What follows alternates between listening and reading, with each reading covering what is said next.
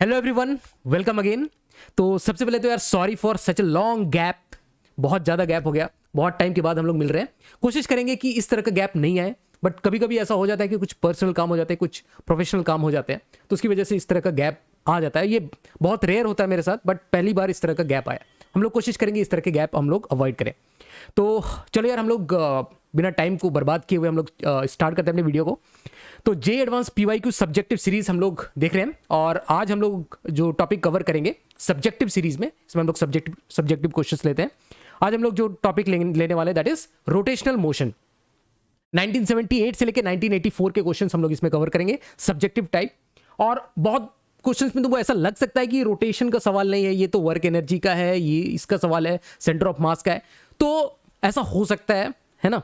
तो basically rotation क्या है, रोटेशन में हर चीज का मिक्सअप होके आता है, हर चीज मिक्स होके आता है, सारे कॉन्सेप्ट्स। ठीक है, तो इसलिए क्वेश्चंस जैसे भी आए, जो भी क्वेश्चंस तुमको मिले, जो भी हम लोग यहाँ डिस्कस करते जाए, उसको समझते जाओ। ठीक है, तो चलो यार हम लोग देखते हैं आगे। लिंक डिस्क्रिप्शन में तुमको मिल जाएगा। किस चीज का लिंक? जेई एडवांस पीवाई की चैप्टर वाइज करके एक पूरा का पूरा सीरीज है, जिसमें हमने सारे ऑब्जेक्टिव सब्जेक्टिव 2012 से लेके 2022 तक और जो भी सब्जेक्टिव टाइप क्वेश्चंस हैं पूरा चैप्टर वाइज उसमें लिस्टेड है। जो हम लोग ये कर रहे हैं वो पूरा चैप्टर वाइज सीक्वेंस में सब कुछ लिस्टेड है, और उसका उस प्लेलिस्ट का लिंक तुमको डिस्क्रिप्शन में मिल जाएगा, वहां से तुम लोग सब कुछ चेक कर सकते हो। ठीक है, और चलो फिर हम लोग क्वेश्चन के आगे बढ़ते हैं। 1978 का क्वेश्चन हमारे पास में पहला है। इसमें बोला गया है, क्वेश्चन एक बार देख लेते हैं हम लोग, पढ़ते हैं क्या बोला गया क्वेश्चन में। क्वेश्चन में बोला गया है अ 40 kg मास, 40 kg का एक मास है at the end of the rope of length L। तो ये जो हम लोग देख रहे हैं रोप है, यहां से L लेंथ का रोप है ना, और इसमें एक 40 kg का मास M लिख देता हूं मैं, है ना। M इक्वल्स टू 40 kg यहां पर लटका हुआ है। ठीक है, अब इसके साथ क्या क्या हो रहा है देखते हैं।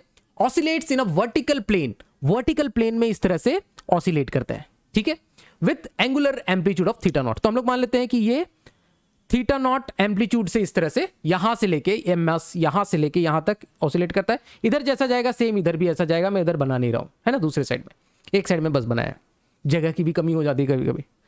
ठीक है, तो इस तरह से वो ऑसिलेट करता है, इस तरह से वर्टिकल प्लेन में मोशन है, समझ सकते हो। What is the tension T in the rope when it makes an angle theta with the vertical. तो जब ये थीटा बना रहा होगा, यहां से कुछ थीटा मैं ले लेता हूं, है ना। ये थीटा नॉट तो तुमने देख लिया कहां पर है। जब ये कहीं थीटा पे होगा इस तरह से, है ना, इस तरह से जब ये रोप थीटा पे होगा, यहां से सपोज ये एंगल को मैं थीटा बोलता हूं, तो ये पूछ रहा है कि टेंशन कितना होगा। ये जो रोप है, यहाँ जो रोप है लगा हुआ है, इस पे ये रोप यहां से बना देते हैं, तो इस रोप में टेंशन कितना होगा। सपोज यहां से टेंशन मैं टी बोल देता हूं इसी एंगल थीटा पे।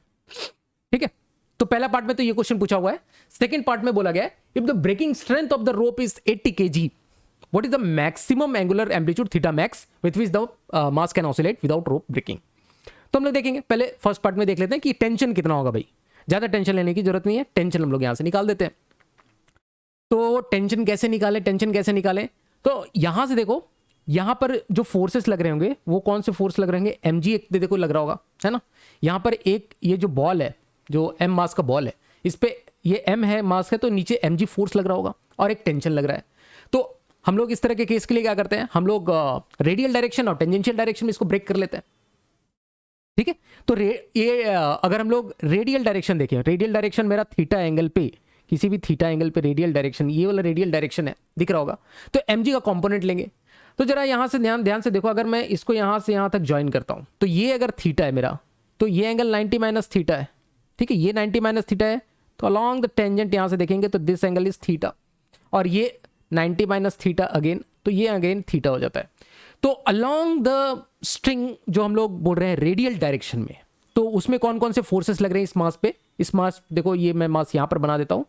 एक रेडियल डायरेक्शन में एक टेंशन टी लग रहा है इधर, और इस तरफ जो लग रहा है दैट इज mg का कॉस थीटा, देख सकते हैं हम लोग यहां से, है ना। तो रेडियल डायरेक्शन में हम लोग क्या लिखेंगे, इस पे जो इक्वेशन हम लोग लिखेंगे t माइनस mg का कॉस थीटा, वो इसको सेंट्रीपिटल फोर्स प्रोवाइड कर रहा होगा, that is mv square upon r। ठीक है, mv स्क्वायर अपॉन r के r कितना हो गया यहां पे, l हो गया। ठीक है, तो टेंशन हमारे पास में आ गया t equals to mg cos theta plus mv square by l। अब यहां पे वेलोसिटी v है इस जगह पे, तभी हम लोग यहां पर mv स्क्वायर अपन, लेकिन यहां पर हमें वेलोसिटी भी तो फाइंड आउट करनी पड़ेगी, है ना। इस पॉइंट, इस जगह पे हमें वेलोसिटी तो फाइंड करनी पड़ेगी। वो कैसे करें? तो थीटा नॉट के टर्म्स में हम लोग वेलोसिटी को फाइंड आउट करने की कोशिश करेंगे। तो यहां पर देखो, इसका जो मैक्सिमम एम्पलीट्यूड यहां से छोड़ा गया है, यहां को v इक्वल्स टू 0 से इस मास को छोड़ा गया ऑसिलेट करने के लिए, है ना। तो यहां पर जो वेलोसिटी हम लोग नहीं निकाल पाएंगे क्या? निकाल लेंगे हम लोग। देखो उसको कैसे निकालते हैं हम लोग। यहां पर सिंपल हम लोग कॉन्सेप्ट यूज करेंगे। मैं एक मिनट यहां से ये कचड़ा हटा देता हूं, ये कचड़ा हटा दिया जाए, ठीक है। ये कचड़ा अगर मैं mg हटा दूं, क्या रहने दो। यहां पर हमें बेसिकली वेलोसिटी फाइंड आउट करनी है इस पॉइंट पे। यहां तो वेलोसिटी, ये पहला मैं पॉइंट लिख देता हूं, रुको दूसरा पेन ले लेते हैं यार। ये पहला पॉइंट है मेरे पास में, ये दूसरा पॉइंट। तो दूसरे पॉइंट पे मेरे को वेलोसिटी फाइंड आउट करनी है। v मान लिया कि पहले पॉइंट पे जो वेलोसिटी है वो कितनी है, वो तो 0 है क्योंकि वहां से छोड़ा गया है, ठीक है। तो दूसरे पॉइंट पे वेलोसिटी, तो हम लोग फर्स्ट और सेकंड में हम लोग एनर्जी कंजर्वेशन लगाएंगे, मैकेनिकल एनर्जी का कंजर्वेशन। तो फर्स्ट टू सेकंड में जो भी मैकेनिकल एनर्जी का कंजर्वेशन ऐसा लगा सकते हैं, फर्स्ट में kinetic energy plus potential energy बराबर सेकंड में kinetic energy plus potential energy. और यहां से हम लोग अगर यहां पर इसका एनर्जी कंजर्वेशन लगाना चाहें तो एनर्जी कंजर्वेशन के टर्म्स में हम लोग इसको लिखते हैं। एनर्जी कंजर्वेशन तो हम लोग ऐसा लिख सकते हैं क्या कि चेंज इन, जो भी यहां से 1 to 2 में जो भी पोटेंशियल एनर्जी का चेंज है, पोटेंशियल एनर्जी का बेसिकली डिक्रीज है, वो काइनेटिक एनर्जी में इंक्रीज में आएगा। सेम उसी को मैं अलग फॉर्मेट में बोल रहा हूं। तो जो भी potential change in potential energy, increase in potential energy, sorry decrease in potential energy, first से 2 में डिक्रीज हुआ potential energy, that will be equal to gain in kinetic energy. पहले वेलोसिटी 0 थी, अब जाके कुछ वेलोसिटी है ना। तो यहां पर अगर हम लोग इसको इस दोनों को यहां पर से ज्वाइन करें तो डिक्रीज इन पोटेंशियल एनर्जी कितना हुआ, ये हाइट में जो डिक्रीज हुआ, ये जो हाइट जो डिक्रीज हुआ, यही बेसिकली डिक्रीज हुआ है ना। यही पोटेंशियल एनर्जी को इसकी डिक्रीज कर रहा है मास की ना। ये जो हाइट में डिक्रीज आया है, ये हाइट में बोल रहा हूं mgh, ये डिक्रीज हुआ है पोटेंशियल एनर्जी में। और ये कैसे निकाले हम लोग? ये निकालने का बहुत ही आसान सा तरीका है। देखो अगर मैं इस L का, ये वाला जो L है, इसका प्रोजेक्शन लूं, है ना, वर्टिकल डायरेक्शन में, मतलब इस डायरेक्शन में, तो इसका प्रोजेक्शन कितना आएगा यहां से यहां तक देखो, तो L का cos थीटा नॉट, है ना, L का cos थीटा नॉट, ये length L cos theta naught है, ठीक है। ये L cos थीटा नॉट है क्योंकि मैंने इसका प्रोजेक्शन लिया, यहां से यहां तक का प्रोजेक्शन लिया वर्टिकल डायरेक्शन। अब इधर सिमिलरली इसका ले लो, है ना, सिमिलरली ये वाले का ले लो, ये वाले का, इसका ले लो प्रोजेक्शन इधर, तो ये कितना हो जाएगा, L cos थीटा हो जाएगा। सेम उसी कॉन्सेप्ट पे L का cos थीटा यहां से यहां तक, है ना। मैं इसको 1 मिनट के लिए हटा देता हूं, ठीक है। तो डिफरेंस, जो हाइट का जो डिफरेंस है, हम लोग यहां से देख पा रहे हैं, जो हाइट का जो डिफरेंस है h में बोल देता हूं यहां पे, h is basically L cos theta naught minus cos theta, ठीक है। तो L cos theta naught minus cos theta, sorry L cos theta minus theta naught होगा ना, cos थीटा बड़ा है, L cos theta minus cos theta naught, ठीक है। तो ये जो हाइट है, ये हाइट के बराबर है। तो हम लोग लिख सकते हैं यहां से कि चेंज इन, जो decrease in potential energy, that is m into g into h, that is L into cos theta minus cos of theta naught, this is decrease in potential energy, that will be equal to gain in kinetic energy. The gain in kinetic energy कितना हो गया, half mv square, ठीक है। तो यहां से हम लोग देख सकते हो, यहां से m, एक काम करेंगे, mv स्क्वायर बाई, हमें बेसिकली क्या यहां से चाहिए पता है, ये mv स्क्वायर अपॉन l हम लोग निकाल देंगे। टेंशन तो हम लोग को निकल ही चुका है, बस हमें mv square upon l put करना है, v यहां पर अननोन है, तो mv स्क्वायर अपॉन l की वैल्यू हम लोग यही से कर लेंगे। देखो यहां से मैं काम करूंगा, ये जो 2 है ना हाफ, इसका 2 मैं इधर ले जाता हूं और l को मैं इधर नीचे ले आता हूं। mv स्क्वायर अपॉन l की वैल्यू मिल गई ना इतनी, देखो यहां से mv स्क्वायर अपॉन l की वैल्यू मिल गई। इसको पुट कर देते हैं हम लोग पहले वाले इक्वेशन में, है ना, इस वाले इक्वेशन में पुट कर देते हैं। तो t की जो वैल्यू मेरे पास में आ गई, mg cos थीटा तो था ही, तो ये हो गया mg cos theta plus m v square upon l, m v square upon l की वैल्यू आ गई 2mg cos theta minus 2mg cos of theta naught. तो इसको हम लोग यहां से ऐसे लिख देते हैं 3mg, एक काम करो cos mg को कॉमन निकाल दो, तो ये mg कॉमन निकाल दिया, ये बन गया 3 cos थीटा, अच्छे से लिखते हैं इसको 3 cos of theta minus 2 cos theta naught, 2 cos of theta naught. तो ये मेरे पास में टेंशन की वैल्यू आ गई। इसको हम लोग अगले पेज में लिख लेते हैं। टेंशन की वैल्यू कितनी आ गई हमारे पास में, mg into 3 cos theta, 3 cos of theta minus 2 cos theta naught, 2 cos of theta not. अब सारे मेरे पास में नोन टर्म्स में, क्योंकि थीटा के साथ जो टेंशन है वो थीटा के साथ कुछ इस तरह से वेरी करेगा। Tension as a function of theta जो कि हमें निकालना था, है ना, थीटा के साथ किस तरह से वेरी करेगा, ये first part of the question में पूछा गया है। जरा ध्यान से देखो, first part of the question में यही पूछा गया है। यहां पर देखो, find the tension T in the rope when it makes an angle theta with the vertical. ठीक है, थीटा वर्टिकल के साथ थीटा बना रहा है, किसी टाइम पे थीटा अगर है तो इस पे जो टेंशन होगा यहां पर रोप में, वो इतना टेंशन होगा। ये जो टेंशन हमने यहां से निकाला, tension as a function of theta. Okay, अच्छा, सेकंड पार्ट में क्या बोला गया है, if the breaking strength of the rope is 80 kg, तो कितना ब्रेकिंग स्ट्रेंथ है 80 kg, मतलब वो कितना फोर्स सह सकता है, 80 kg बोला है ना, तो 80 इंटू जी, इतना फोर्स ये सह सकता है, ये जो रोप है ना, ब्रेकिंग स्ट्रेंथ बोल रहा है of the rope is 80 kg। What is the maximum angular amplitude theta max with which the mass can oscillate without rope breaking? तो कितना थीटा मैक्स बना सकता है विदाउट ब्रेकिंग? ठीक है, थीटा मैक्स कितना हो जाएगा अगर मेरे पास जो मैक्सिमम रोप इतना फोर्स वो बर्दाश्त कर पाएगा, है ना, उसकी लिमिट है इस रोप की, इतनी टेंशन, इतनी फोर्स या फिर इतनी टेंशन बर्दाश्त करने की, इस पे वो ब्रेक हो जाएगा, इससे ज्यादा वो बर्दाश्त नहीं कर पाएगा, है ना। तो क्या करें, टेंशन कहां पे मैक्सिमम हो सकता है वो देखो। तो टेंशन अगर हम लोग यहां से इस इक्वेशन से भी देखें तो थीटा को 0 पुट करेंगे तो टेंशन मैक्सिमम होगा। अदरवाइज ऐसा भी सोच सकते हो, लोअर मोस्ट पॉइंट पे टेंशन मैक्सिमम होगा, क्योंकि यहां पर देखो क्या है, यहां पर जो हम लोग इक्वेशन लिखेंगे, टी नीचे mg और यहां की जो वेलोसिटी होगी तो t minus mg that is equal to mv square upon r, mv square upon l। तो यहां से भी देख सकते हो, इस इक्वेशन से भी दिख रहा है कि जो थीटा है, थीटा अगर मेरे पास 0 हो जाएगा तो टेंशन मैक्सिमम होगा, थीटा यहां से 0 हो जाएगा तो टेंशन मैक्सिमम हो जाएगा। और यहां से भी दिख रहा है कि t माइनस mg, यहां पर जो वेलोसिटी होगी लोअर मोस्ट पॉइंट पे वो मैक्सिमम होगी, तो वहां से भी देख सकते हो। अदरवाइज यहां पर थीटा को 0 पुट करो तो टेंशन मैक्सिमम होता हुआ दिख रहा है, क्योंकि cos थीटा की वैल्यू मैक्सिमम हो जाएगी, ये जो वैल्यू है वो मैक्सिमाइज हो जाएगा। ठीक है, तो थीटा इक्वल्स टू 0 पे हमें मैक्सिमम टेंशन मिलेगा, है ना। थीटा इक्वल्स टू 0 पे मैक्सिमम, तो थीटा इक्वल्स टू 0 कहां किस चीज को रिप्रेजेंट कर रहा है, थीटा 0 का, वो 0 का मतलब क्या हुआ, वो इस पोजीशन पे हो, इस तरह से वर्टिकल पोजीशन पे हो। ठीक है, तो थीटा इक्वल्स टू 0 पे जो मेरे पास में t है वो t मैक्स हो जाएगा, और इस जगह को अगर इस पॉइंट पे वो नहीं टूटा तो फिर टूटेगा नहीं, तो इस पॉइंट पे हम लोग टूटने वाली कंडीशन लगा देंगे, स्ट्रिंग की टूटने की कंडीशन इस पॉइंट पे लगा देंगे। इस पॉइंट पे अगर बच गया तो बच गया, बाकी जगह वो उससे कम ही टेंशन लगने वाला है, तो इस पॉइंट पे हमें बचाना है।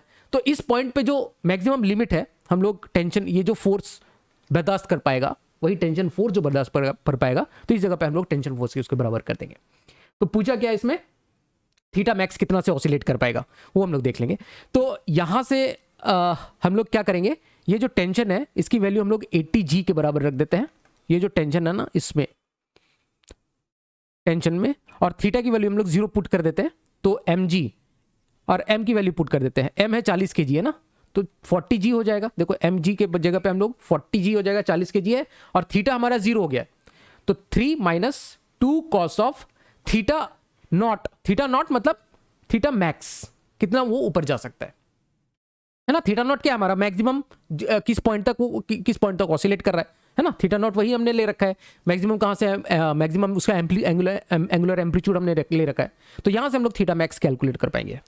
तो ये कितना हो जाएगा, ये 2 टाइम्स में आ जाएगा, और 2 equals to 3 minus 2 cos of theta max. Theta naught वही थीटा मैक्स ही तो है, कितना वो मैक्सिमम एम्पलीट्यूड है, उसका एम्पलीट्यूड दिया हुआ ना वो। तो यहां से देख सकते हैं कि 1/2 that is equal to cos of theta max, जिससे वो मैक्सिमम एम्पलीट्यूड जा सकता है, ये थीटा मैक्स। तो थीटा मैक्स की जो वैल्यू आ गई वो हम लोग देख सकते हैं यहां से 60 डिग्री आ जाएगी ना, कॉस थीटा मैक्स 60 डिग्री। तो ये पहले का जो आंसर हमारे पास में हो जाएगा दैट इज 60 डिग्री। चलो अब हम लोग नेक्स्ट क्वेश्चन की तरफ बढ़ते हैं। 1978 का ये क्वेश्चन है। क्वेश्चन में बोला गया है a large mass capital M, a small mass small m hangs at two ends of the string that passes over the smooth tube as shown in the figure। तो देख सकते हैं दो मास है, एक कैपिटल एम है यहां पर और एक स्मॉल एम है, और इस तरह से एक ट्यूब से होता हुआ ये इस तरह का स्ट्रिंग इस तरह से पास हो रहा है। The mass small m moves around a circular path which lies on in a horizontal plane. तो इस चीज को ध्यान से समझो, ये कैसा पाथ में घूम रहा है स्मॉल एम, एक हॉरिजॉन्टल सर्कुलर मोशन परफॉर्म कर रहा है ना, हॉरिजॉन्टल प्लेन में इस तरह से घूम रहा है। ठीक है, मैंने ढंग से बना नहीं पाया, लेकिन इस तरह से समझ सकते हो कि एक हॉरिजॉन्टल सर्कुलर मोशन परफॉर्म कर रहा होगा ये small M.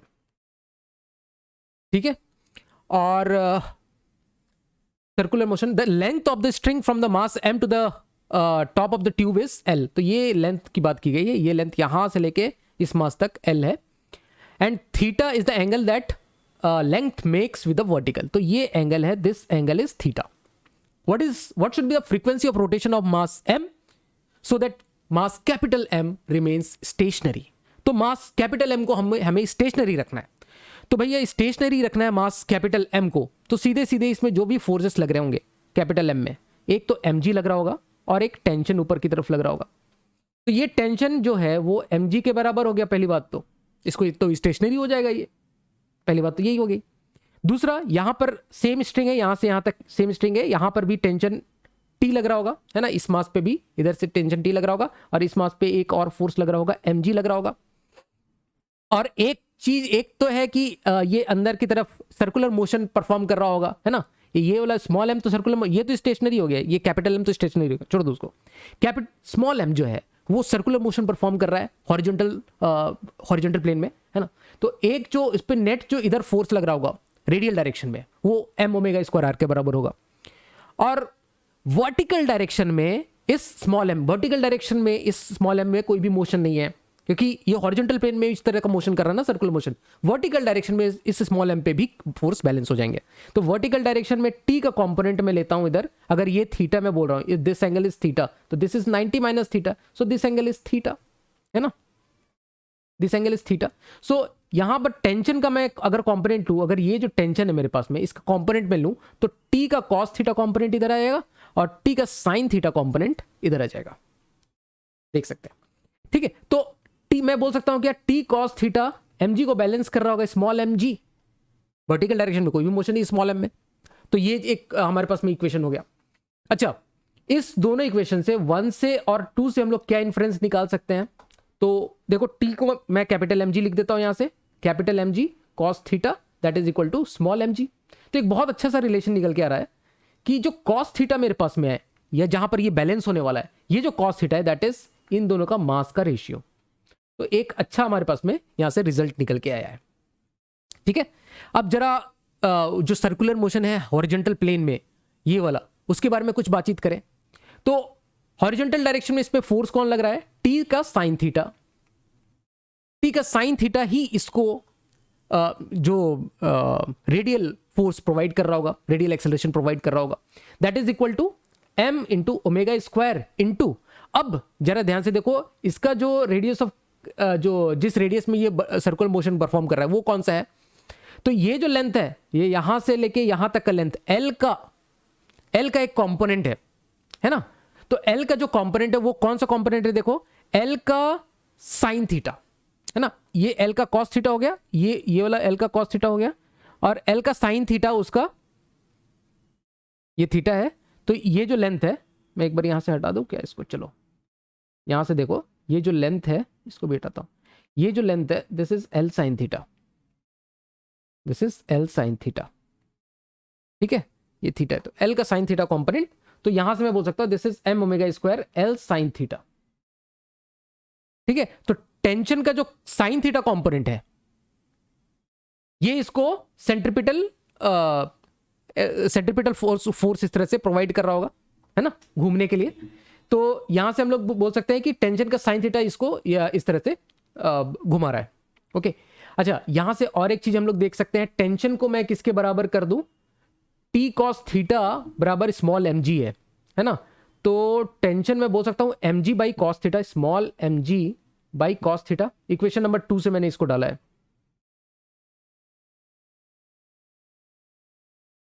Small m g divided by cos theta into sine theta तो कैंसिल आउट हो गया, that is equal to m omega square into l. अच्छा, यहां से एम एल को नीचे ले आते हैं इसके, है ना, एम और एल को नीचे ले, अच्छा एम भी कैंसिल आउट हो जाएगा ना, ये तो खत्म हो जाएगा यहाँ से। तो ओमेगा बेसिकली मेरे पास यहाँ से निकल के आ गया, देखो ओमेगा कितना निकला, root over g by l cos theta, omega that is equal to root over g by l cos theta. तो ये हमारे पास में ओमेगा है। तो इसको ओमेगा को हम लोग क्या लिख सकते हैं, 2 pi into f, frequency 2 pi f is omega ना, तो that is equal to root over g by l cos theta, और फ्रीक्वेंसी हमारे पास में आ गया root over g by l cos theta into 1/2 pi. तो थीटा यहां से हमारे पास में अननोन है, और उसको हम लोग थीटा यहां से अननोन है, तो ये थीटा कॉस थीटा का जो वैल्यू हमने निकाल के रखा वो भी डाल देते हैं, small m by capital M. तो फ्रीक्वेंसी की फाइनल जो वैल्यू आ गई सारे नोन वैल्यू के टर्म्स में, that is g by l cos theta हमने कितना निकाला है, small m by capital M, small m by capital M. तो यहां से बहुत प्यारी सी वैल्यू हमारे पास में निकल गई फ्रीक्वेंसी की। ये फ्रीक्वेंसी अगर इस फ्रीक्वेंसी से ये घूमे, है ना, what should be the frequency of rotation of mass m so that capital M remains stationary। तो किस तरह से हमने इसको पीछे से अटैक किया, पहले हमने उसको स्टेशनरी बनाया, उससे हमने टेंशन कैलकुलेट किया, और फिर उसके बाद cos थीटा की वैल्यू कैलकुलेट की, उसके बाद हमने ये कंडीशन डाल दी वहां पे। ठीक है, तो कभी कभी बैक साइड से क्वेश्चन को अप्रोच करना फायदेमंद रहता है, मतलब पहले स्टेशनरी है, स्टेशनरी रखना है तो क्या कंडीशन लगानी पड़ेगी, वो सारी कंडीशन लेते जाओ, तो इस तरह से क्वेश्चन प्रॉब्लम को सॉल्व करना आसान हो जाता है। तो ये हमारे पास में इसकी फाइनल आंसर हो जाएगी। अब जो यहां पर हम लोग नेक्स्ट क्वेश्चन डिस्कस करेंगे, ये क्वेश्चन पूछा गया था 1980 में, सिंपल क्वेश्चन है। क्वेश्चन में बोला गया है circular plate of uniform thickness has a diameter of 56 centimetre. तो एक क्या था, एक पूरा का पूरा सर्कुलर प्लेट था पहले, है ना, और उसका जो डायमीटर था, जो टोटल डायमीटर था वो कितना था, 56 सेंटीमीटर, पूरा बढ़िया सर्कुलर डिस्क टाइप का था, प्लेट था। अब क्या किया गया उसमें, a circular portion of diameter 42 centimetre is remove from one edge of the plate as shown. अब इसमें से क्या किया गया, इतना पोर्शन इसमें से रिमूव किया गया, ये जो है ना ये रिमूव पोर्शन है, इतना इस प्लेट में से इतना काट के निकाल दिया गया, इतना पार्ट जो अंदर मैंने बना रखा है, और उसकी जो डायमीटर कितनी है, उसकी डायमीटर है 42 सेंटीमीटर, जो काट के निकाला गया यहां से यहां तक का, वो पार्ट की डायमीटर 42 सेंटीमीटर दी हुई है। अब हमें बताना है find the position of centre of mass of the remaining portion. तो इसमें कोई रेफरेंस पॉइंट नहीं बताया है, बोलना चाहिए, बताना चाहिए था कि किस रेफरेंस पॉइंट के अबाउट हम लोग सेंटर ऑफ मास का पोजीशन बताएं। तो हम लोग एक काम करेंगे, हम लोग एक इसका जो इस डिस्क का जो टोटल जो सेंटर होगा, सॉरी ये हैंग क्यों हो गया यार, हाँ सॉरी, हाँ ये जो पूरा का पूरा जो डिस्क है उसका ओरिजिनल जो सेंटर होगा यहां पर कहीं होगा, ऐसा हम लोग मान रहे हैं, है ना। इसको मैं ओ बोल देता हूं, इस डिस्क का जो ओरिजिनल जो डिस्क था पूरा डिस्क, उसका सेंटर कहीं यहां पर होगा, जिसको कि मैं ओ बोल देता हूं, और इसको मैं इस तरह से लाइन, एक लाइन बना देता हूं यहां से, है ना, अच्छे तरीके से बना देते हैं ऐसा। अब ये जो कट करके जो पोर्शन निकाला गया है उसका सेंटर को मैं मान लेता हूं सपोज सी बोल देता हूं, है ना, जो कट करके निकाला गया उसका सेंटर को मैं सी बोल देता हूं। ठीक है, तो इस तरह के जो सवाल होते हैं उसको हम लोग किस तरह से डील करते हैं, हम लोग क्या करते हैं, इसमें नेगेटिव मास मान लेते हैं। हम लोग क्या मानते हैं, जैसे कुछ इस तरह से कटिंग का पोर्शन तुमने सेंटर ऑफ मास में पढ़ा भी होगा, जैसे तुम्हारे पास इस तरह का एक डिस्क है, तो इसमें कुछ अगर कट किया गया तो हम लोग ऐसा मान सकते हैं कि सपोज एक डिस्क है जिसके की सरफेस जो एरिया डेंसिटी है, एरिया डेंसिटी जो है वो अगर सिग्मा है, तो हम लोग ऐसा मानते हैं कि अगर हमने कोई पोर्शन कट करके निकाला इसमें से, है ना, सपोज हमने ये इतना पोर्शन कट करके निकाला, तो हम लोग मान सकते हैं कि इसके ऊपर एक डिस्क, दूसरा डिस्क रखा हुआ है जिसका कि एरिया डेंसिटी माइनस सिग्मा है, उसके ऊपर रख दिया, ऐसा मान सकते हैं। ठीक है, तो वो अपने आप उसमें से सब्ट्रैक्ट हो जाएगा। तो इस तरह के जो भी सेंटर ऑफ मास के प्रॉब्लम्स में तुमने देखा होगा कि हम लोग इस तरह के का काम करते हैं, सेम हम लोग यहाँ पर भी यही काम करने वाले हैं। ठीक है, हम लोग मान लेंगे कि एक डिस्क था हमारे पास, पूरा का पूरा एक डिस्क है पूरा, जिसका कि जो सरफेस चार्ज डेंसिटी है that is sigma, area density है, सॉरी सरफेस चार्ज डेंसिटी में क्यों बोल रहा हूं, एरिया डेंसिटी है, मास डेंसिटी, ठीक है, दैट इज सिग्मा। मैं इलेक्ट्रोस्टैटिक्स में पहुंच गया था लगता है।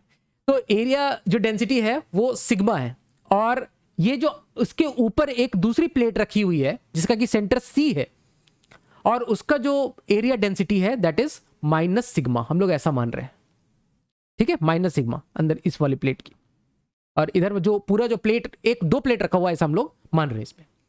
तो यहां से अगर हम लोग देखें, यहां से अगर हम लोग लेंथ की बात करें, तो ये वाला जो लेंथ है, दूसरा पेन ले लेते हैं यार, है ना, ये वाला जो लेंथ है यहां से यहां तक का, ये हमें समझ में आ रहा है, ये इस 56 अगर है टोटल डायमीटर, तो ये इसकी जो रेडियस हो गई दैट इज 28, और यहां से यहां तक की रेडियस अगर हम लोग बात करें, ये 42 सेंटीमीटर इसका छोटे वाले प्लेट का, ऐसा मान रहे छोटे नेगेटिव माइनस सिग्मा वाले जो प्लेट है उसका डायमीटर 42 है, तो ये रेडियस इसका 21 हो गया, है ना।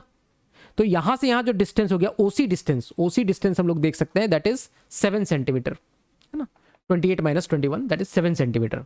बस अब हम लोग क्या करेंगे, सेंटर ऑफ मास का पोजीशन निकालेंगे विथ रिस्पेक्ट टू ओ, कुछ दिया हुआ नहीं कोई रेफरेंस पॉइंट, तो हम लोग विथ रिस्पेक्ट टू ओ निकालेंगे, with respect to O centre of mass का पोजीशन कहां है वो हम लोग निकालने की कोशिश करते हैं।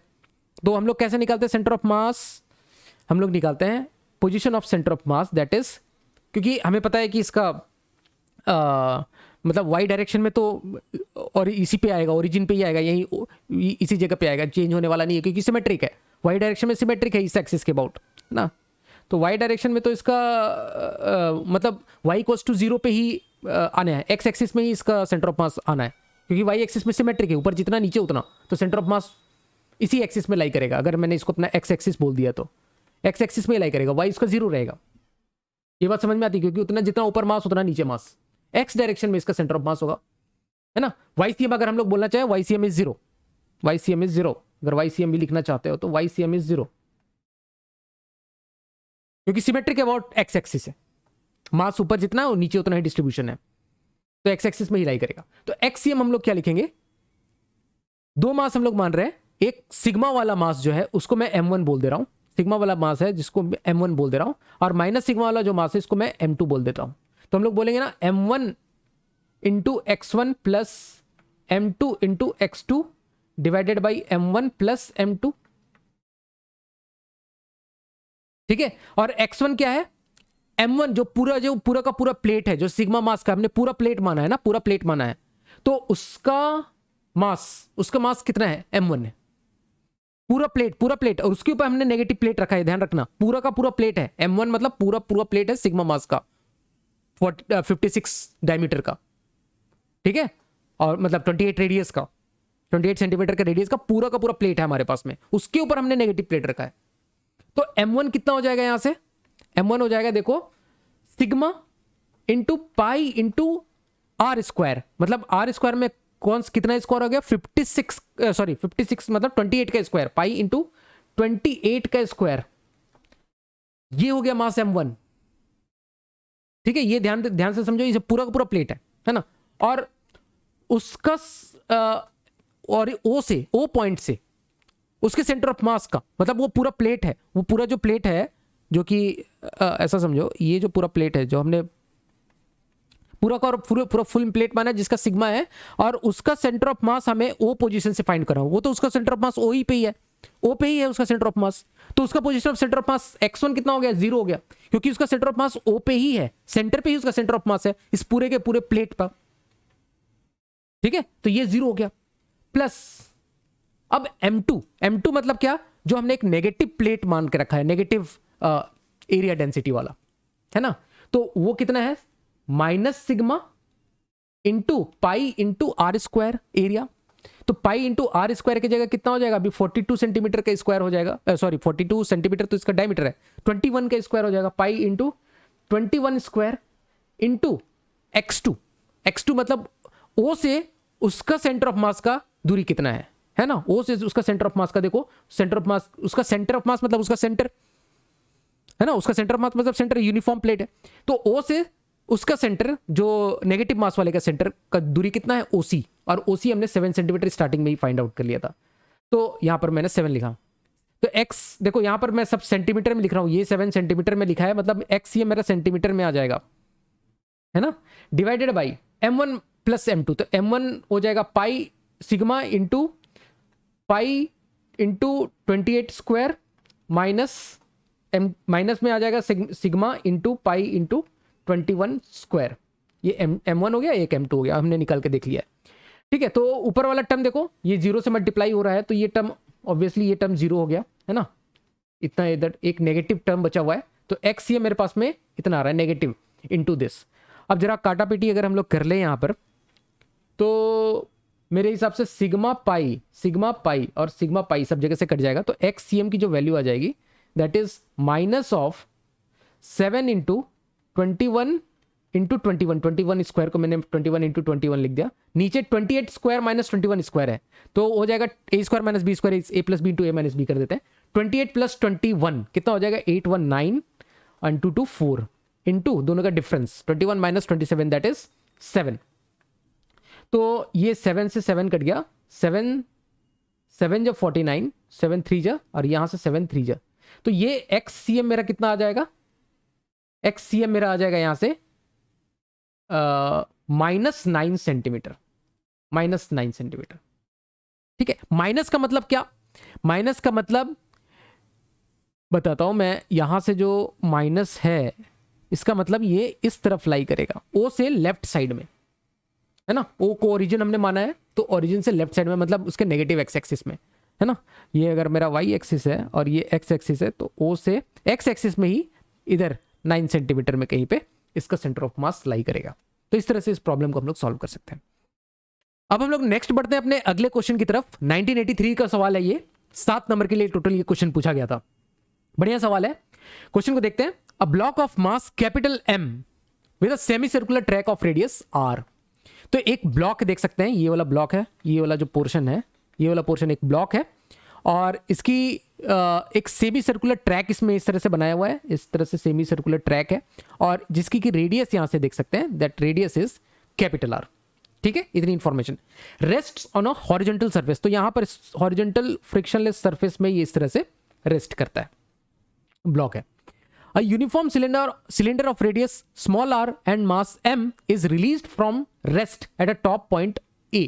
तो यहां से देख सकते हैं एक छोटा सा है r स्मॉल r रेडियस का, है ना, स्मॉल r रेडियस का, स्मॉल m मास है सिलेंडर, इसको इस पॉइंट से A पॉइंट से इस पॉइंट से A पॉइंट से रिलीज किया जाता है।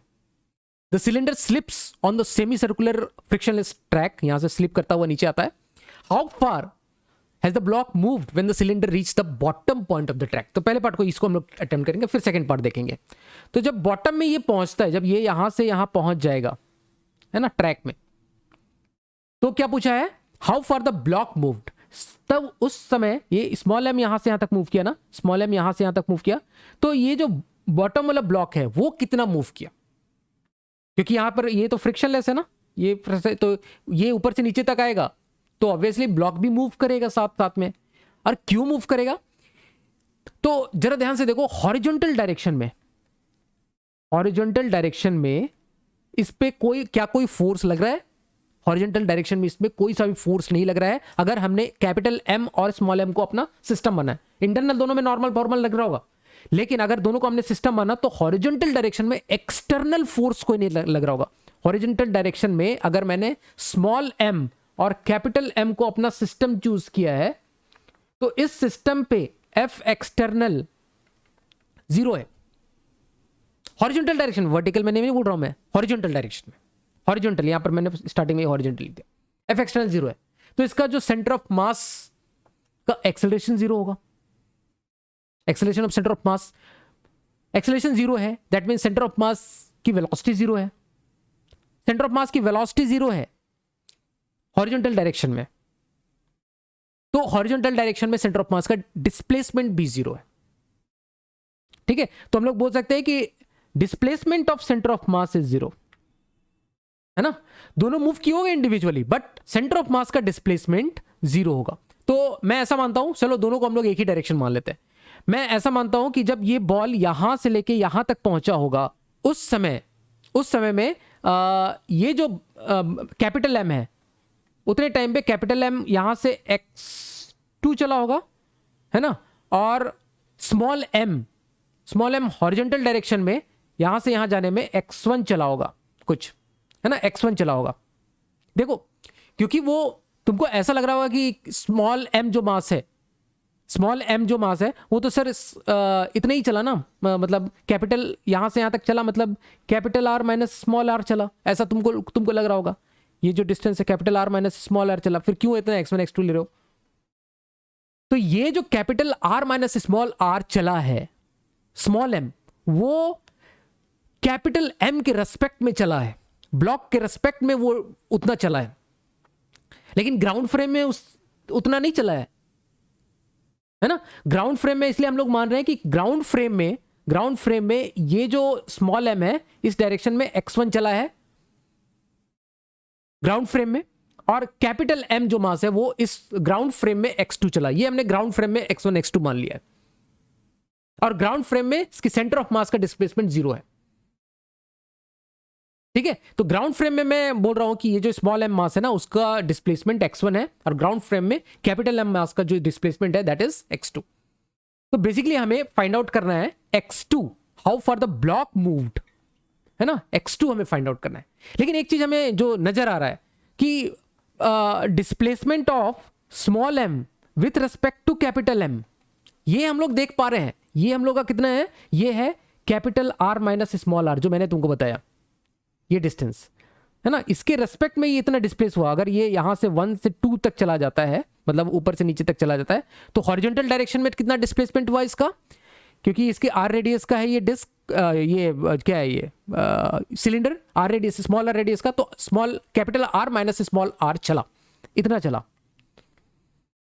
ठीक है, तो इसको मैं अल्टरनेटिवली क्या लिख सकता हूं, डिस्प्लेसमेंट ऑफ स्मॉल एम, इसको displacement small m minus displacement of capital M is equal to R minus r, है ना। तो displacement of small m ground frame में हमने कितना मान रखा है, इसको हमने x1 मान रखा है, x1 मानते हैं, और कैपिटल एम को हमने क्या मान रखा है, x2, that is basically r minus R. हमें x2 निकालना है, तो x2 हम लोग क्या करेंगे, हम लोग x1 को x2 के टर्म्स में रख देते हैं, है ना, x2 plus are minus R, हमें क्योंकि x2 निकालना है ना, तो एक तो रिलेशन हमारे पास में ये आया है x1 और x2 में। ठीक है, अच्छा, अब यहां से एक चीज और देखो, सेंटर ऑफ मास का जो डिस्प्लेसमेंट है, मैंने बोला xcm इज 0, यहां से हम लोग एक रिलेशन निकालेंगे, है ना, मतलब हम लोग बोलेंगे कि xcm बराबर क्या, m1 x1 plus m2 x2 divided by m1 plus m2 equals to 0, that means m1 x1 बराबर minus times of m1 x2। मैं ऐसा बोल रहा हूं, m1 small arm m mass का डिस्प्लेसमेंट x1 प्लस कैपिटल आर्म m मास का displacement x2 divided by m plus m, that is xcm, that is equal to 0। तो ये टर्म इधर जाके भी ऐसे भी 0 होने वाला है ना, 0 हो जाएगा। तो यहां से मैं क्या बोल सकता हूं, यहां से मैं बोल सकता हूं कि ये टर्म इक्वल्स टू 0 है ना, ये टर्म इक्वल्स टू 0 हम लोग बोल सकते हैं। अब एक काम करेंगे, x1 को हम यहां इस इक्वेशन नंबर 1 से हम लोग यहां पुट कर देते हैं x1 को वैल्यू, ये कितना हो जाएगा x2, और साथ में मल्टीप्लाई भी कर देते हैं, m into x2 plus m into R minus r plus capital m x2 that is equal to 0। तो यहां से हम लोग देख सकते हो x2 निकाल सकते हैं minus times of m into R minus r divided by capital m plus small m, ये हो जाएगा ना, दिस इज माई x2। ठीक है, कैलकुलेशन बराबर होगा। ठीक है, ये x2 है, मतलब x1 अगर पॉजिटिव है ना, तो x1 अगर इस डायरेक्शन में हमने देखा है, तो x2 कितना है, नेगेटिव। नेगेटिव मतलब हमने जिधर माना है उससे उल्टे डायरेक्शन में है, मतलब x2 का डिस्प्लेसमेंट एक्चुअल में x2 इधर नहीं उल्टे डायरेक्शन में डिस्प्लेस हुआ होगा। और वो बात सही है, वो बात हमें समझ में आता है, कॉमन सेंस से भी समझ में आता है ना, कि मतलब ये इधर सेंटर ऑफ मास कहीं नहीं हिल रहा है ना, सेंटर ऑफ मास अगर नहीं हिल रहा है, तो अगर ये वाला मास इधर मूव किया तो ये कैपिटल एम मास उल्टे डायरेक्शन में मूव करेगा। वो तो हमने एक डायरेक्शन मान लिया, उसके नेगेटिव आ गया, तो हमने मैथमेटिकली उसको शो भी कर दिया कि ये उल्टे डायरेक्शन में मूव करेगा। जो x2 है वो देखो नेगेटिव आ रहा है, है ना, x2 नेगेटिव आ रहा है क्योंकि m पॉजिटिव है, कई सारे पॉजिटिव है, r minus r is positive, तो ये x2 उल्टे डायरेक्शन में आएगा। जो हमने माना है ये इस डायरेक्शन में नहीं बल्कि उसके उल्टे डायरेक्शन में आएगा, और उसकी वैल्यू हमने तो निकाल दी है। ठीक है, इसमें बोला गया है second part of the question में, how fast is the block moving when the cylinder reaches the bottom of the track. तो ये जब सिलेंडर यहां पर बॉटम में पहुंच जाता है ना, तो किसकी वेलोसिटी पूछी है उसने, how fast block is moving. तो ये जो कैपिटल एम एस की वेलोसिटी कितनी होगी, है ना। तो चलो उसको भी हम लोग ट्राई करते हैं सॉल्व करने की। इसकी जो वेलोसिटी है हम लोग मान लेते हैं v2 होगी, और ग्राउंड फ्रेम में v2 हम लोग बोल रहे हैं, और इसकी वेलोसिटी हम लोग मान लेते हैं v1 होगी, स्मॉल m की। जब ये यहां पर पहुंच जाएगा, तो जब ये यहां पर नीचे इस पोजीशन पे पहुंच जाएगा यहां से, तब इसके पास जो वेलोसिटी है वो हॉरिजॉन्टल डायरेक्शन में ही होगी, बस बी पॉइंट पे पहुंच जाएगा, ए टू बी में जब पहुंच जाएगा वो स्मॉल m, तब उसकी वेलोसिटी v1 इधर होगी। तो दोनों का हमने v1 और v2 हमने मान लिया। ब्लॉक का दैट इज कैपिटल M का हमने वेलोसिटी v2 मान लिया उसी डायरेक्शन में, और स्मॉल m का भी। और हमें पता है कि ये उल्टे आने वाले हैं, v1 और v2 उल्टे आने वाले हैं, क्योंकि velocity of centre of mass horizontal direction में वो जीरो हो जाएगा। हॉरिजॉन्टल डायरेक्शन में वेलोसिटी ऑफ सेंटर ऑफ मास, क्योंकि हॉरिजॉन्टल डायरेक्शन में इसको अगर मैंने सिस्टम माना इन दोनों को, स्मॉल m और कैपिटल M को, तो उसमें कोई भी एक्सटर्नल फोर्स नहीं है, एक्सटर्नल फोर्स नहीं है। दैट मीन्स उसकी सेंटर ऑफ मास की वेलोसिटी भी, इनिशियली वो रेस्ट पे था सेंटर ऑफ मास, तो बाद में भी उसकी वेलोसिटी जीरो होगी। जब छोड़ा था उस समय रेस्ट पे था, तो बाद में भी उसकी वेलोसिटी जीरो होगी। ठीक है, तो यहां से हम लोग अगर एक इक्वेशन लिखे सेंटर ऑफ मास की वेलोसिटी के लिए, क्या लिखेंगे, m1 v1 plus m2 v2, है ना, that divided by m1 plus m2 equals to zero हम लोग लिखेंगे सेंटर ऑफ मास की वेलोसिटी के लिए, है ना। तो ये इस तरह से हम लोग कर रहे हैं। और m1 यहाँ पर क्या है, स्मॉल m है, उसकी वेलोसिटी v1 हमने मान रखा है ना, इस पॉइंट पे जब वो सबसे नीचे पहुंच जाए तो, और m2 है कैपिटल M। तो ये रिलेशन हमारे पास में आ गया। तो हमें निकालना है v2, है ना। तो v1 को मैं क्या लिख सकता हूं, minus capital M v2 divided by small m। तो एक इक्वेशन तो हमारे पास यहां से आ जाता है, एक इक्वेशन। ठीक है, चलो अब दूसरा इक्वेशन कैसे लिखें। तो दूसरा हम लोग इक्वेशन लिखेंगे एनर्जी का इक्वेशन। एनर्जी का इक्वेशन कैसे लिखेंगे, तो जो पोटेंशियल एनर्जी का जो डिक्रीज आया जब वो यहां से यहां पर पहुंच गया, ये जो बॉल है, सिलेंडर है, यहां से यहां तक पहुंच गया फर्स्ट से सेकंड ए से बी में, तो पोटेंशियल एनर्जी डिक्रीज हुआ। पोटेंशियल एनर्जी डिक्रीज हुआ तो काइनेटिक एनर्जी इंक्रीज हुआ होगा। तो हमने v1 v2 तो मान रखा है, तो इसका पोटेंशियल एनर्जी का डिक्रीज कितना हुआ, m g into h, height. ये हाइट कितनी है जरा ध्यान से देखो, ये वाली हाइट, अरे यार यही हटा दिया क्या मैंने, चलो कोई नहीं, ये वाली हाइट हमें चाहिए, है ना। इतना डिक्रीज हुआ है, that is r minus small r m g h, है ना। r नहीं है, कैपिटल R नहीं है, r माइनस स्मॉल r है। यहां से यहां तक ये इतना नीचे आया है, यहां पर इतना था, इतना नीचे आया है, इतना इसकी पोटेंशियल एनर्जी डिक्रीज हुई है। तो काइनेटिक एनर्जी भी इंक्रीज में रिफ्लेक्ट होना चाहिए। तो यहां पर इस पॉइंट पे जब ये बी पॉइंट पे पहुंच जाएगा, तो हाफ m v स्क्वायर मतलब v1 स्क्वायर ये आ जाएगा एक, और plus half m capital M, इसके पास भी वेलोसिटी आई, ये इसकी भी काइनेटिक एनर्जी गेन हुई। वो कहां से है, इसी के सीसी तो है ना। ये जो पोटेंशियल एनर्जी का जो चेंज आया वो दोनों की काइनेटिक एनर्जी को चेंज किया, स्मॉल m का भी और कैपिटल M का भी। और इनिशियली तो दोनों जीरो थे, दोनों की काइनेटिक एनर्जी जीरो थी, है ना। तो ये जो काइनेटिक एनर्जी का गेन आया वो because of loss of potential energy बोल सकते हैं, या फिर पोटेंशियल एनर्जी के डिक्रीज की वजह से काइनेटिक एनर्जी यहां पर इंक्रीज हुई। ठीक है, ओके। सो अब हमें निकालना है v2, तो हम लोग क्या करेंगे, v1 को रिप्लेस कर देंगे पहले इक्वेशन में, दूसरे इक्वेशन में, है ना। तो mg, एक काम करते हैं, इसका जो 2 है इधर मल्टीप्लाई कर देते हैं। ठीक है, तो 2mg r माइनस r बराबर m into v1 square, that is capital M square upon m square into v2 square plus capital M into v2 square. बस सॉल्व करना है इसको, और कुछ है नहीं। तो v2 स्क्वायर की वैल्यू यहाँ से एक m चला जाएगा, तो v2 स्क्वायर की जो वैल्यू आ गई that is equal to 2mg r minus r divided by capital M square divided by m plus capital M, यही आ जाएगा, है ना, यही आ जाएगा इसके डिनोमिनेटर में। और ठीक है, जैसा करना है, ये m को कॉमन निकालना है तो निकाल दो बाहर, यहाँ से एक m, यहाँ से एक 1 करके कैपिटल M को कॉमन निकाल सकते हो। फिर बाकी जो भी करना चाहते हो, ये स्क्वायर है तो इसको स्क्वायर रूट ले लो, है ना, स्क्वायर रूट ले लो, इसके सॉल्व करते रहो, बस हो जाएगा। ठीक है, तो या फिर एक काम कर सकते हो, ये जो स्मॉल m है इसको यहाँ पर मल्टीप्लाई कर दो और ऊपर वाला ये m स्क्वायर हो जाएगा, तो इसको बाहर भी यहाँ से निकाल सकते हो, यहाँ से स्क्वायर रूट से बाहर भी निकल जाएगा ये। ठीक है, तो थोड़ा सा इसको ऐसे लिख देते हैं, बाकी सब तो कैलकुलेशन है यार, है ना। m टाइम्स ऑफ दिस, गंदा सा निकल के गया, ठीक है, लेकिन कैलकुलेशन सिंपल है ना, दिखने में बड़ा दिख रहा है बट सिंपल सा है। तो इस तरह से इस प्रॉब्लम को हम लोग सॉल्व कर सकते हैं। अब जो यहाँ पर हम लोग नेक्स्ट क्वेश्चन डिस्कस करेंगे, ये क्वेश्चन पूछा गया था 1984 में, टोटल 6 मार्क्स के लिए। ठीक है, सबसे पहले हम लोग क्वेश्चन देखते हैं और मैं इस क्वेश्चन को करने का तुमको एक स्मार्ट तरीका बताऊंगा, है ना। एक तो होता है वो गधा माली वाला वो तरीका, ठीक है, सब जगह इंटरनेट पे सब जगह वही सॉल्यूशन दिया हुआ है। मैं तुमको एक स्मार्ट तरीका बताऊंगा इस तरह के प्रॉब्लम को सॉल्व करने के लिए, है ना। बहुत ज़्यादा इसमें मेहनत करने की जरूरत है, बहुत ही आसान तरीके से निकल जाता है ना। तो ये सिर्फ इस प्रॉब्लम में तुम्हारे लिए यूजफुल नहीं रहेगा, बाकी इस तरह के कभी फ्यूचर में भी कुछ क्वेश्चंस आते हैं जेई एडवांस में, तो या फिर जेई मेंस में भी आ जाता है, तो वो तरीका तुम्हारे लिए एक अच्छा तरीका रहता है ना। बहुत आसान से निकल जाएगा, मतलब आसान तरीके से निकल जाएगा। तो बस तुम्हें ये आइडेंटिफाई करना है कि ये इस तरह की सिचुएशन कब अराइव होती है ना। तो एक तो मैं पहले वो बता देता हूँ कि जो लोग करेंगे क्या करेंगे, कितनी गधा हमाली करेंगे, कितने लंबे प्रोसेस से जाएंगे, वो भी मैं बता देता हूँ। क्वेश्चन पहले पढ़ते हैं। A particle is projected at time t equals to 0 from point P with speed v0 at an angle of 45 degree to the horizontal. तो प्रोजेक्टाइल का कुछ कंडीशन हमारे पास में दिया हुआ है, एक पार्टिकल को प्रोजेक्टाइल मोशन में इस तरह से फेंका जाता है ना।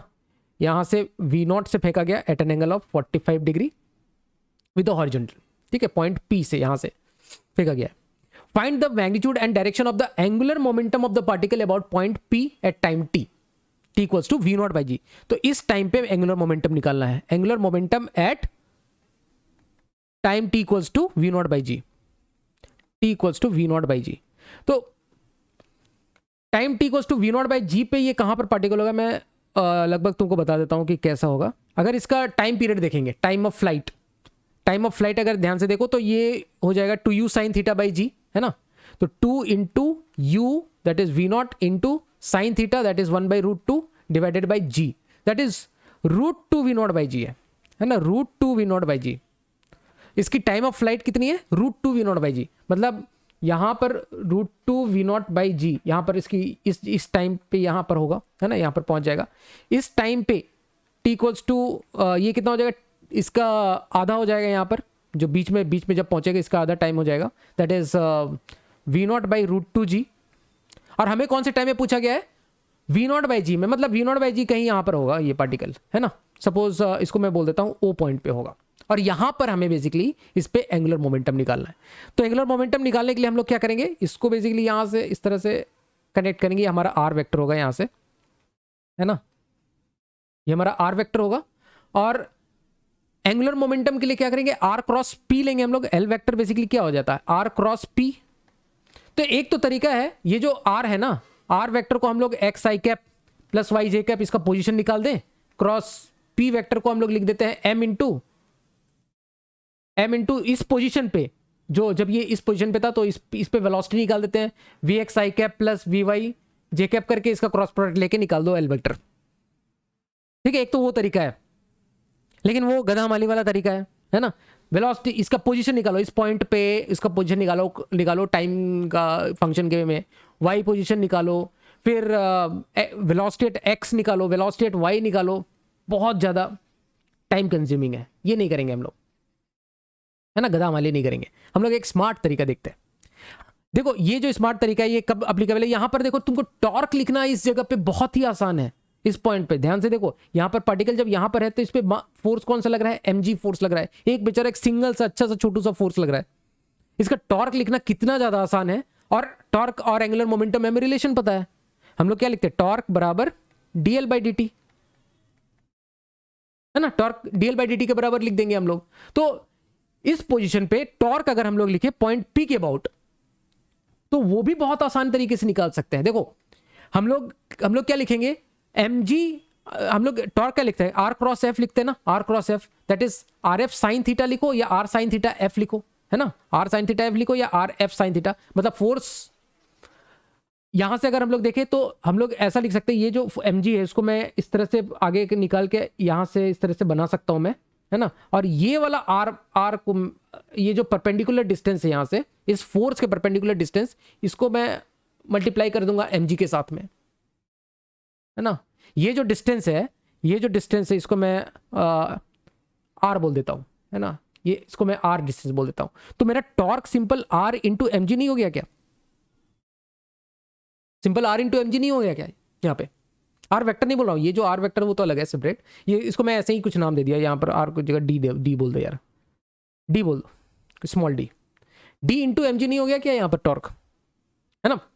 जो फोर्स का परपेंडिकुलर ये जो डिस्टेंस हम लोग लेंगे दैट इज आर का r sine theta into mg, है ना, परपेंडिकुलर, या तो फोर्स को रेडियस, या तो फोर्स को इसके इस ये आर वेक्टर के परपेंडिकुलर कर दो mg, और वहां से इस डिस्टेंस को मल्टीप्लाई करो। लेकिन मेरे लिए ये आसान है ना यहाँ से टॉर्क कैलकुलेट करना, मैं ये वाला डी डिस्टेंस बहुत ही आसानी से कैलकुलेट कर सकता हूँ।